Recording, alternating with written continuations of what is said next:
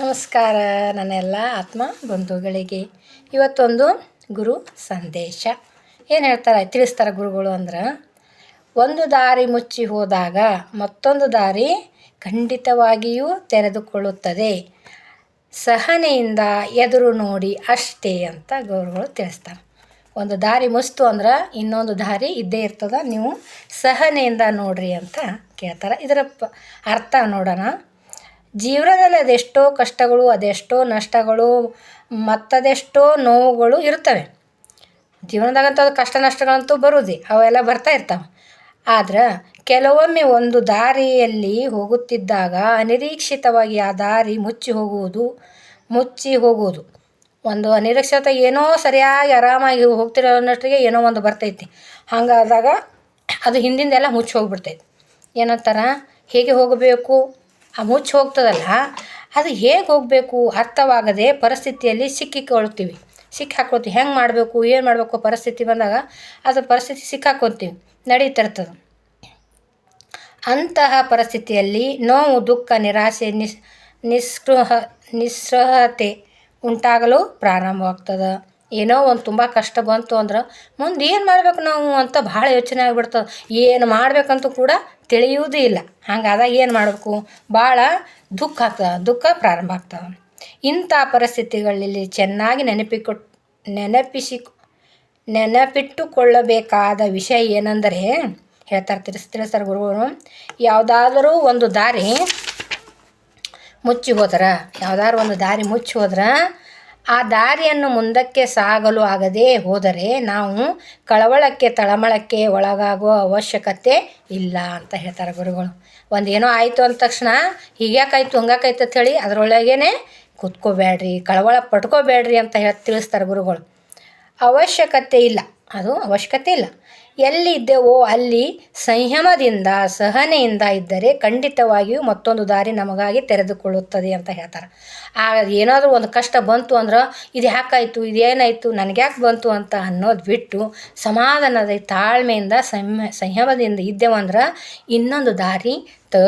ಇನ್ನೊಂದು ದಾರಿ ಕಾಣಿಸ್ತದ ಅಂತ ಹೇಳ್ತಾರೆ. ಆದರೆ ಏನು ಮಾಡ್ಬೇಕು, ನಾನು ತಾಳ್ಮೆಯಿಂದ, ಸಹನೆಯಿಂದ ಇರಬೇಕು. ಆವಾಗ ಆ ದಾರಿ ಕಾಣಿಸ್ತೈತಿ.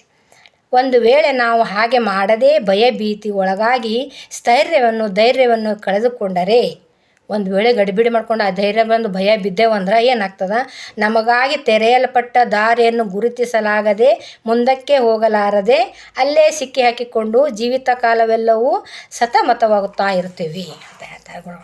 ನಿಜ ಅಲ್ಲೇನದು. ನಾವೊಂದು ಏನೋ ಒಂದು ಘಟನೆ ಆಗ್ಯದಂದ್ರೆ ಅದ್ರ ಜೋಡಿ ಭಯ ಬಿದ್ದು ಇದು ಮಾಡಿ ಏನಾಯ್ತದ, ಹೆದರಿ ಬಿಟ್ಟೇನೆ ಅರ್ಧ ಜೀವ ಸಣ್ಣ ಆಗಿಬಿಡ್ತೈತಿ, ಹೈರಾಣ ಆಗಿಬಿಡ್ತೀವಿ. ಆ ಹೆದರಿಕೆಯಲ್ಲಿ ಏನಾಗ್ತದೆ, ಹೆದರಿಕೆಯಲ್ಲೇ ಜೀವನನೇ ಕಳೀತೀವಿ. ಅದೇ ಚಿಂತೆ ಆಗಿದ್ದನ್ನೇ ಯೋಚನೆ ಮಾಡೋದು ಯಾವಾಗ್ಲೂ. ಅದಕ್ಕೆ ಅದರಲ್ಲೇ ಕೂತ್ಕೋಬೇಡ್ರಿ, ಸಹನೆಯಿಂದ ಮುಂದೆ ಒಂದು ದಾರಿ ಕಾಣಿಸ್ತದೆ. ಬ್ಲಾಕ್ ಆಗಬಾರ್ದು ಮೈಂಡ್. ಒಂದು ಏನಾರೇ ಹೊಸದನ್ನಾಗಿ ಕಂಡ್ಕೊಂಡ್ರೆ ಅದು ಹೊಸ ದಾರಿ ಸಿಗ್ತದೆ ಅಂತ ಹೇಳ್ತಾರೆ ಗುರುಗಳು. ಸತಮತವಾಗಿರ್ತದೆ. ಒಂದು ವೇಳೆ ನಾವು ಹಾಗೆ ಮಾಡದೆ ಭಯಭೀತರಾದ್ರೆ ಹೈರಾಣ ಆಗ್ತೀವಿ. ಆದ್ದರಿಂದ ಸಹನೆಯಿಂದ ಇದ್ದರೆ ಸರಿಯಾದ ದಾರಿಯಲ್ಲಿ ಸರಿಯಾದ ಸಮಯದಲ್ಲಿ ಮುಂದಕ್ಕೆ ಹೋಗಿ ಅದ್ಭುತವಾದ ಪ್ರಗತಿಯನ್ನು ಸಾಧಿಸಬಲ್ಲವರಾಗಿರುತ್ತೇವೆ ಅಂತ ಹೇಳ್ತಾರೆ. ಏನು ಅದೇ ಸಹನೆಯಿಂದ ತಾಳ್ಮೆಯಿಂದ ಇನ್ನು ಇದ್ದೇವಂದ್ರೆ, ತಾಳ್ಮೆಯಿಂದ ಇದ್ದೇವಂದ್ರೆ ಹೊಸ ದಾರಿ ಕಾಣಿಸ್ತಾವೆ. ಆ ಗಡಿಬಿಡಿ ಅದೇ ಹಿಂದಿನ ಭಯದಲ್ಲೇ ನಾವು ಏನಾರು ಇದ್ದೇವಂದ್ರೆ ಯಾವ ದಾರಿನೂ ಕಾಣಿಸೋದಿಲ್ಲ. ಯಾಕಂದ್ರೆ ಮೈಂಡ್ ಬ್ಲಾಕ್ ಮಾಡಿ ಏನು ಮಾಡಬೇಕು ಗೊತ್ತೇ ಆಗೋದಿಲ್ಲ ಅಂತೀವಲ್ಲ ನಾವು. ಅದೇ ನಾನು ಭಯ ಬೀಳಬಾರ್ದು, ಧೈರ್ಯದಿಂದ ಮುಂದೊಂದು ಹೋಗ್ತೀನಿ, ಗೆಲ್ತೀನಿ, ಏನಾಗುತ್ತೆ ನೋಡೋಣ ಅಂತ ಅಂದೇವಂದ್ರೆ ದಾರಿ ಕಾಣ್ತಾವೆ, ದಾರಿ ಸಿಗ್ತಾವ. ಹಾಗಾಗಿ ಸಹನೆ ತಾಳ್ಮೆಯಿಂದ ಇರಬೇಕಂತ ತಿಳಿಸ್ತಾರೆ ಗುರುಗಳು. ಆವಾಗ ಮುಂದೆ ಉನ್ನತವಾಗಿ ನಾವು ಕಂಡ್ಕೋಬೋದು.